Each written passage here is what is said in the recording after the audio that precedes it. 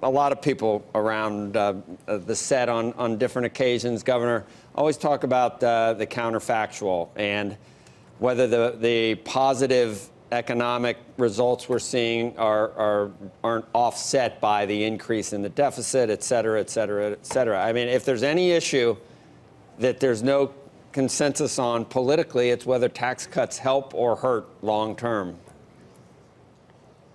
Well, I think the evidence is true not only in Washington, but in the states. Wisconsin, for example, we cut taxes during my tenure by more than $8 billion. And PolitiFact just checked it the other day. The statement that revenues went up during that time frame actually is true. That's because as we help stimulate the economy, we put more money back in the hands of the people of our state, and in turn with the federal policy in the hands of people in this nation, they put that back in the economy.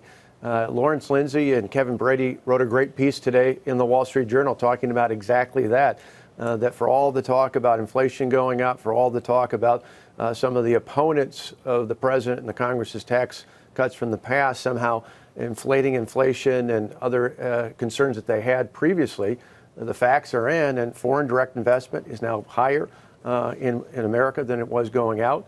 That's a big deal. And when you look at unemployment rates, some of the lowest that we've seen since the 1960s, the lowest ever recorded for African American and Latino workers in this country. You see the labor force participation rates going up. There's a lot of good things happening. And even in that prior segment, yeah, there's a few tweaks that need to be done to continue to improve the tax reform package. But in the end, it is a net benefit for the hardworking people of this country. Governor, we've seen some polls lately that, and they're not new and it's not a new idea, Americans, when they are polled, they want a bunch of free stuff. They want entitlement expansion, and a lot of it is majority numbers that we're seeing.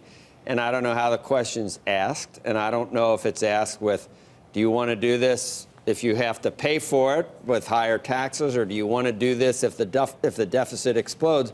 But like 60% want free this, free that, more this, more that. How do we possibly do it without blowing out the deficit if we don't somehow raise more revenue or raise more taxes? Well, I think the debt and deficit are huge problems. It's why I go back even years ago to when Ronald Reagan first talking about a balanced budget amendment, incredibly important thing to do. It's what just about every state in America does, and we certainly did it in my tenure in Wisconsin. We cut taxes and still had more money for schools, more money for health care, and still saw budget surpluses every year we were in office. It just requires us to do what effectively people do in business every single day. They don't cut their product quality in half or raise their price by double what it was in the past. They find a way to balance the two things out. Unfortunately, our federal government just doesn't do that. And that's why there's got to be a mix of both fiscal control and things that help stimulate and grow the economy going forward. That's something we're on the path to doing, but we haven't quite seen that completed yet, at least in our nation's capital. And I even remember Simpson Bowles, which some people point to as a rare bipartisan proposal. They weren't trying to do it without raising taxes somewhere along the line. I know we always can talk about spending and government waste, and that's where the problem is. That's why the deficit is blown out in the last year. It wasn't revenue was basically flat. It was just more spending, but we never seem to be able to cut spending. And I'm not sure President Trump, with defense spending and everything else, I don't think that's necessarily been a priority so far in his presidency.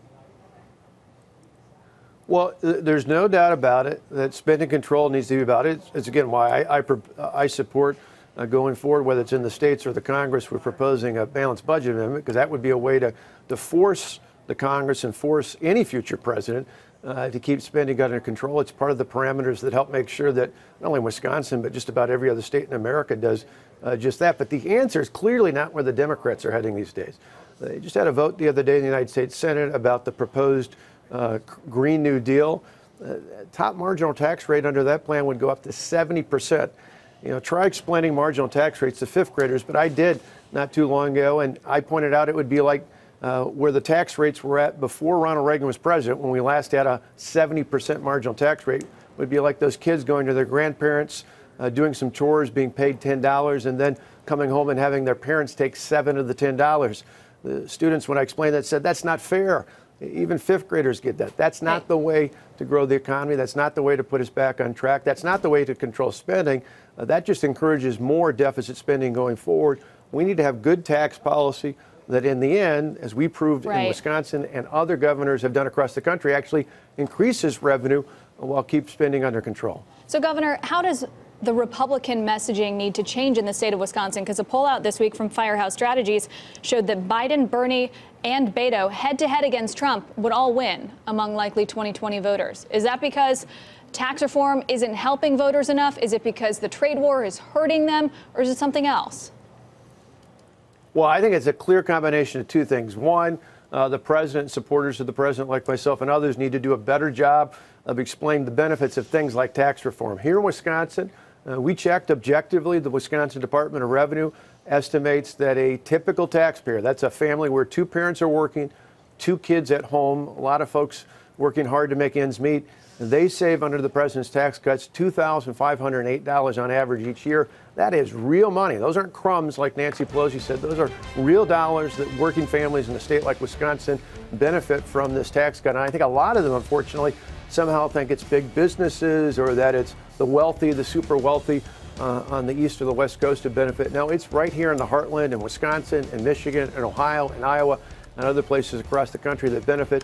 The other part is they've got to contrast that with these radical ideas. The Green New Deal may sound good, but when you talk about raising tax rates where at the top end, 7 out of every $10 goes into the federal government, when you talk about forcing people to retrofit every single structure in America, when you talk about literally in the talking points saying they want to eventually get rid of farting cows and airplanes, that doesn't go over well here in Wisconsin. And those are the things that Democrats at the top of the ticket are embracing.